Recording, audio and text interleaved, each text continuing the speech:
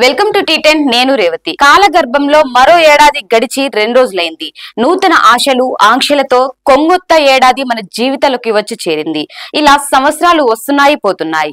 ఈ క్రమంలో మన జీవితాల్లో ఇంకా చెప్పాలంటే రాష్ట్రంలోని లక్షలాది మంది పేదలు, శ్రామికులు, కర్షకుల జీవితాల్లో వెలుగులు నిండుతున్నాయా అనే అంశాన్ని లోతుగా పరిశీలించాలి.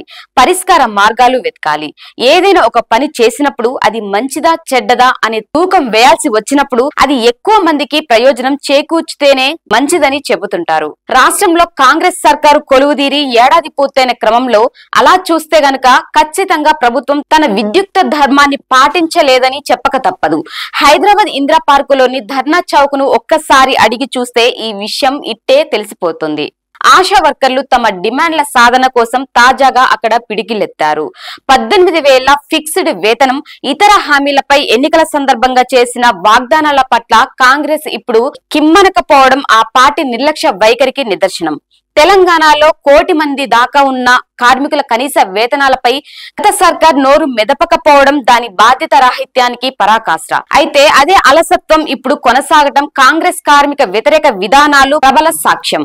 మరోవైపు నూతన రేట్ల ఒప్పందాలను అమలు చేయకుండా సివిల్ సప్లైస్, జీసీసీ కార్మికుల సమ్మెలోకి నెట్టడాన్ని తప్పుబట్టకుండా ఉండలేం. వేతనాల పెంపు, బకాయి వేతనాల విడుదల, పర్మనెంట్ కోసం రాష్ట్రంలోని పంచాయతీ సిబ్బందికి సర్కార్కు మధ్య పంచాయతీ కొనసాగుతోంది. సర్వశిక్ష అభియాన్ ఉద్యోగులు, సిబ్బంది మా సమస్యలను పరిష్కరించండి మహాప్రభో అంటూ ప్రభుత్వ పెద్దలకు మొరపెట్టుకుంటున్న ఫలితం శూన్యం. ఇలా చెప్పుకుంటూ పోతే కార్మికులు, కష్టజీవుల సమస్యలు రాష్ట్రంలో ఎన్నెన్నో. గత కేసీఆర్ ప్రభుత్వం చేసిన అప్పులు, దాని తప్పులకు సంబంధించి శ్వేత పత్రాల మీద పత్రాల విడుదల చేసిన ప్రస్తుత రాష్ట్ర ప్రభుత్వం వాటి పేరిట 6 గ్యారెంటీలను అమలు చేయకుండా నానబెడుతోందనే విమర్శలు ఇప్పటికే వెల్లువెత్తుతున్నాయి. బీఆర్ఎస్ చేసిన తప్పుల గురించి ఎన్నికల సమయంలో హామీలిచ్చే ముందే తెలియదా అనే వ్యంగ్యస్త్రాలను ప్రభుత్వం తట్టుకోవాల్సిన పరిస్థితి. ముఖ్యంగా రైతులను ఆదుకునే రైతు భరోసా, మహిళలు, వ్యవసాయ కార్మికులకు చేయూతనిచ్చే ఆర్థిక సాయాలు, అవ్వతాతలు ఆత్మ గౌరవంతో బతికేలా చేసే పింఛన్ల పెంపు తదితర అంశాల్లో సర్కారు మొద్దు నిద్రను వీడి సత్వరమే చర్యలు కొనాలి.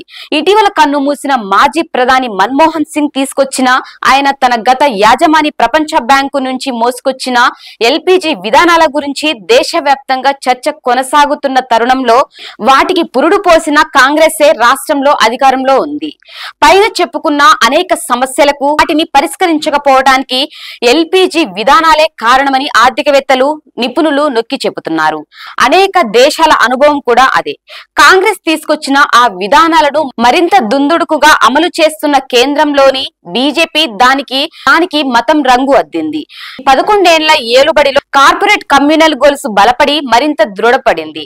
అయోధ్య రామాలయం నిర్మాణం పూర్తయింది. ఆర్టికల్ 370 రద్దు సంప్రాప్తించింది. కామన్ సివిల్ కోడ్ దిశగా అడుగులు పడుతున్నాయి.